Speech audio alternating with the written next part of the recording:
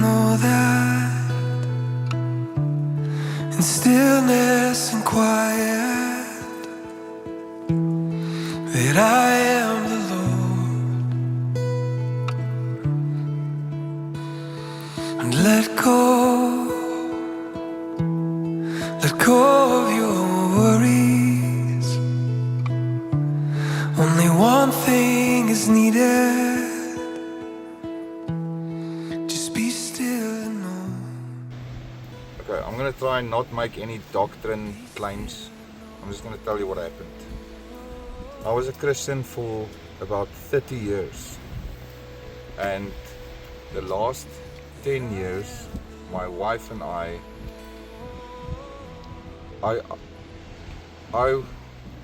watched about at least 1 to 2 sermons a day for about 10 years. Thousands of sermons, and my wife and I were very motivated to get busy and work for God and work for the church and do stuff. So we watched a sermon on Isaiah 48 where it says that you must clothe the naked, and you must feed the hungry, you must take people into your home.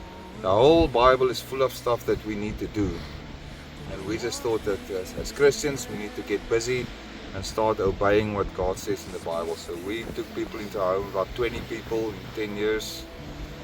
We lived with us from the streets, and we did all sorts of stuff, and we were very judgmental toward the church because other people were not willing to do all that, and there was very little fruit.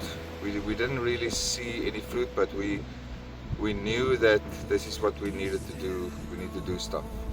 30 years ago I was born again, and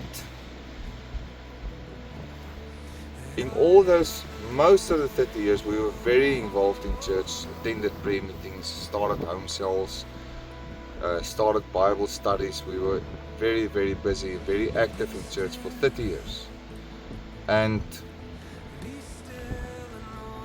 after all those years, one day we decided as a home cell, as a small group, that we were going to have a prayer meeting every Sunday night at our house, and we're just going to pray for God to do something with us, something different, do something new, to come and shake us up a bit. And we were desperate for God to move among us and do something. We wanted to see God move and work. So every Sunday evening for about 6 months we were on the floor as a group before God, and we begged Him and prayed for Him to do something. And then one day, and everyone had some sort of encounter with God except me, and I was getting a little bit frustrated, but I knew that I just needed to persist and keep praying. And then one day I was sitting outside, and while I was praying, in the middle of my prayer, out of nowhere, I became absolutely convinced that God does not exist.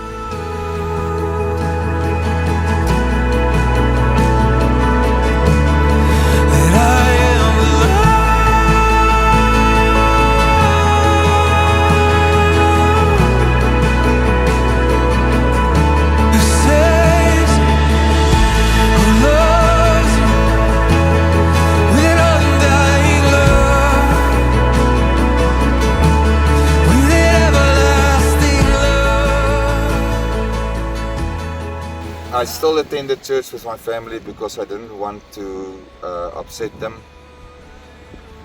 But as the months went by, my wife asked me what's wrong, and I told her I don't believe in God anymore. It's a bunch of nonsense. And then for 3 months I thought that I can now watch anything on the internet because it doesn't matter. So I started testing my conscience by looking. I was looking on the internet for the most gruesome, gory things I could find, and I watched it and tried to see if to test my conscience, and nothing happened inside. And then after 3 months, a YouTube video popped up, proof of the Bible. So I thought, okay, let me watch this. It's an hour and a half long, and it's about excavations that they do in Israel, and they can prove physically prove 51 people in the Old Testament actually existed, with coins and clay tablets and stuff and stories that's on clay tablets, and with their names on, and some wars in the Old Testament written down and everything. So they can prove 51 names in the Old Testament. And I thought, this is just history, doesn't prove God.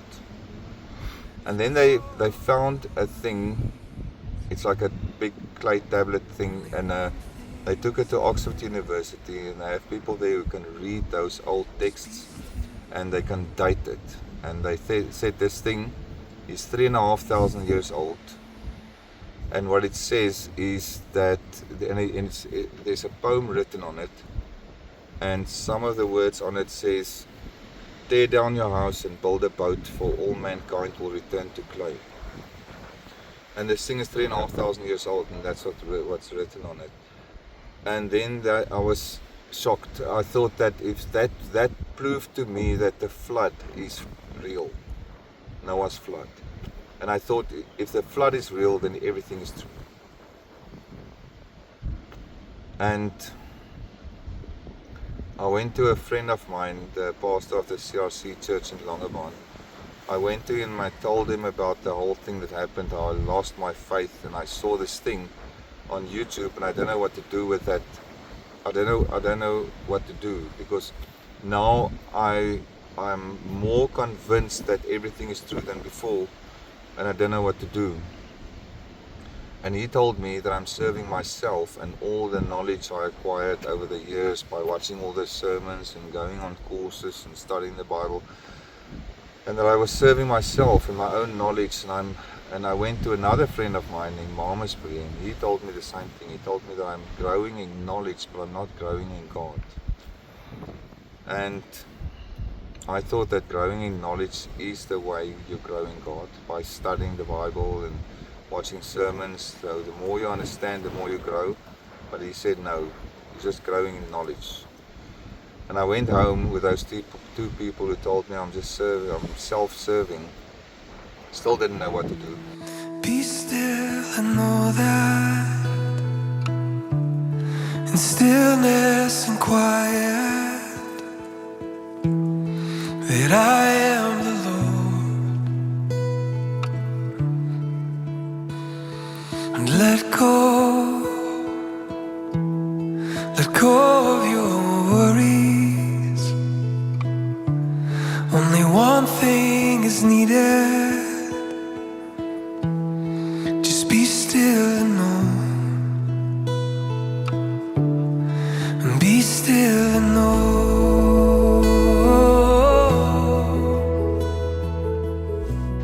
And during the course of the next couple of days,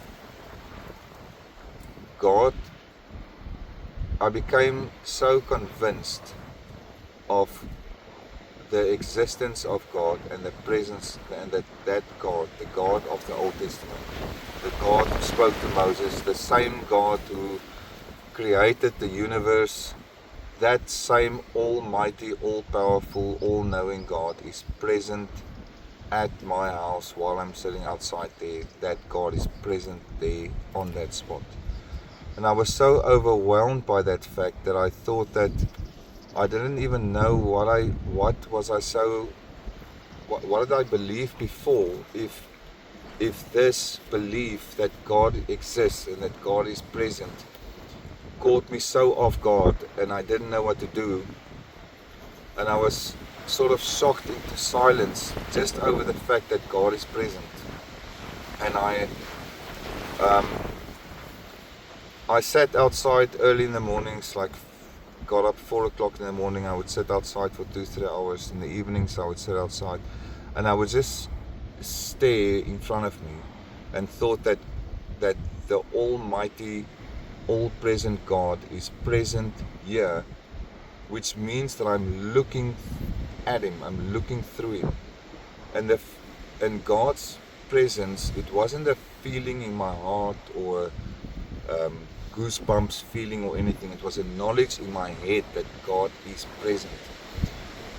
And I couldn't say a word to him for months. I was so overwhelmed by that fact. And I was thinking also in that time that if I'm now so convinced of it, what did I believe before? And at some stage I thought that God was telling me to sit down and keep quiet because I don't know what I'm talking about and I don't know what I'm dealing with when it comes to Him. And to be silent in God's presence, it was the first time in my life I really experienced silence before God. Being still and knowing that He is God. And it's not a decision that I made, it's just something that happened to me. It's the belief that He is God made me silent. I didn't know what to say to Him, I didn't know what to do. Just to sit there and be with Him was enough. I didn't feel the urge to do anything for Him. I didn't feel the urge to do anything else but just to sit and be with Him. And then after a couple of months, I once told God that, maybe I must start doing something again for Him, because He wrote so many things in the Bible that He wants us to do. So at some stage maybe I must start doing something again. And about a week later, God told me while I was trying that I'm not the one helping people, He helps people. And I'm not the one who's giving, He is the one who gives.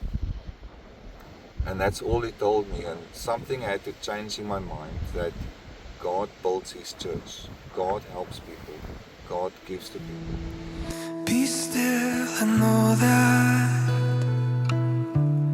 in stillness and quiet, that I am the Lord. And let go of your worries. Only one thing is needed. Just be still and know. And be still and know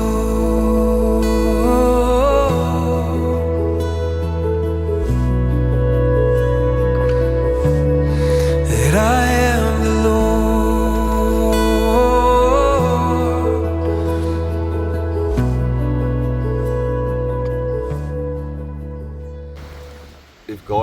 If God wants to give something to someone that I have and I don't give it, He will take it from me and give it to them.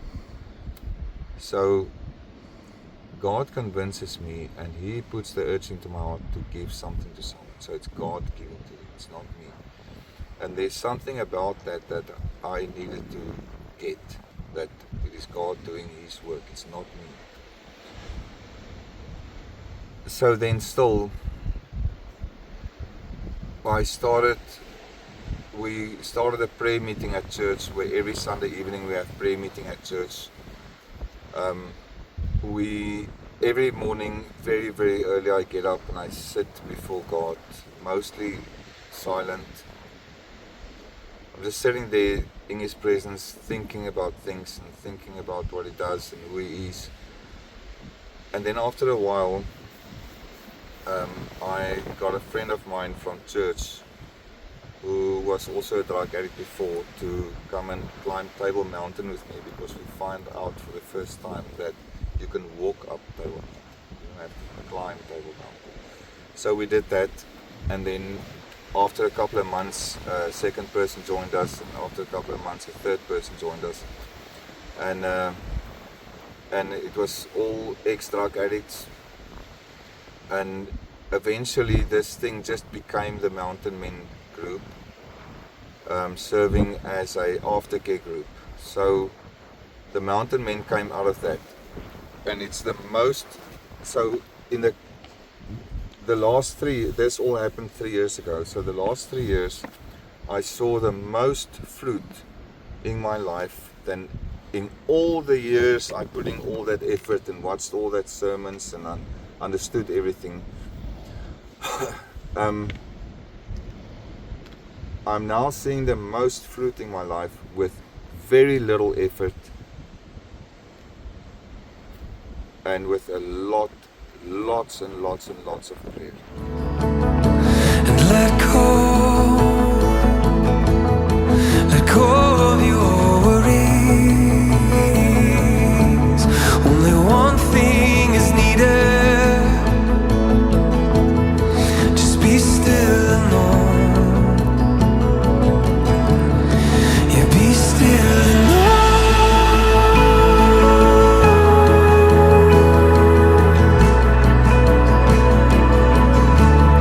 that I am the Lord.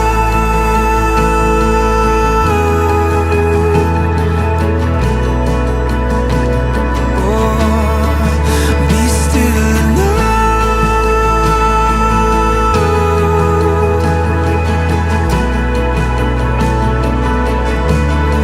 that I am the Lord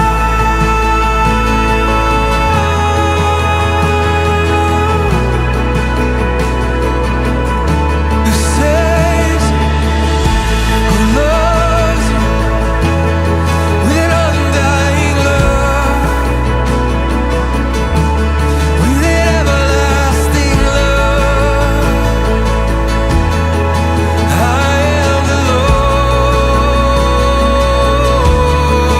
I am the Lord who heals you, who heals you. Yeah, I am the Lord.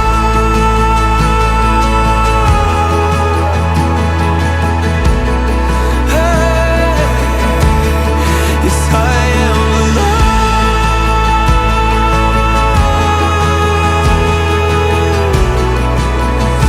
Hey, be still and know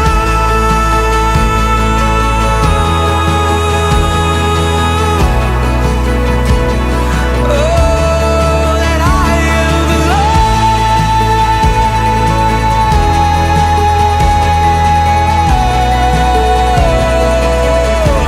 Yeah, I am the Lord.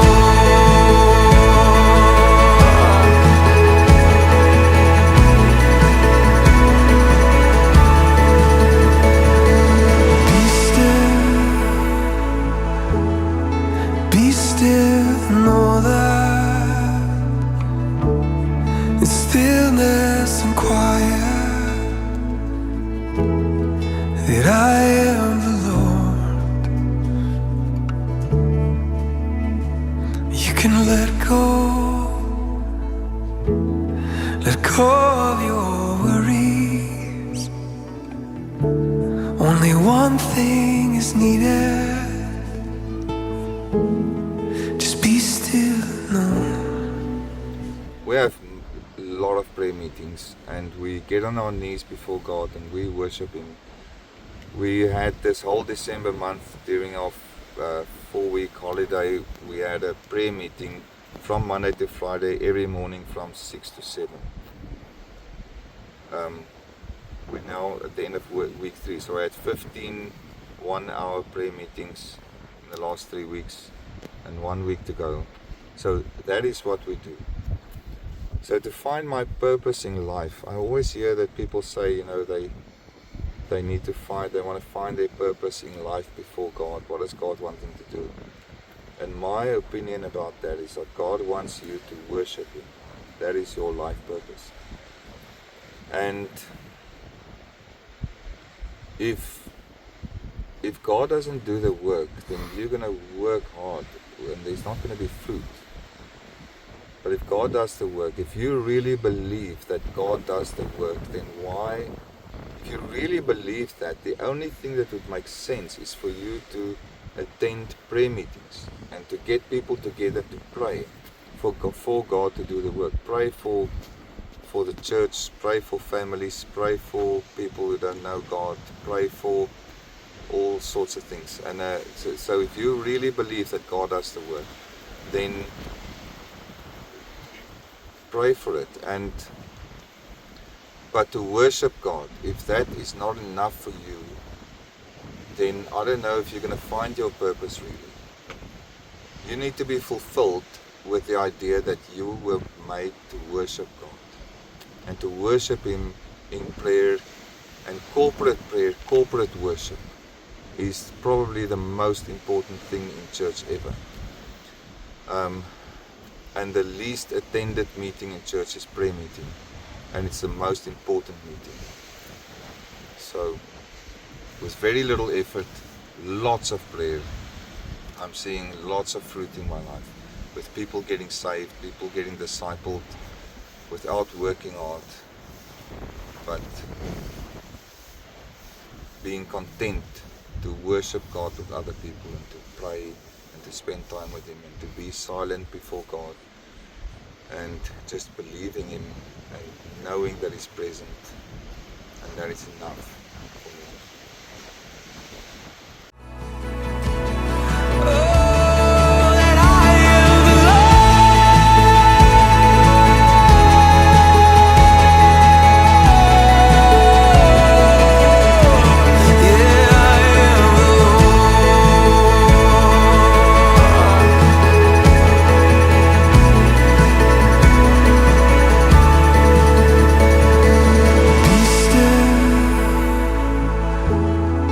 Be still and know that in stillness and quiet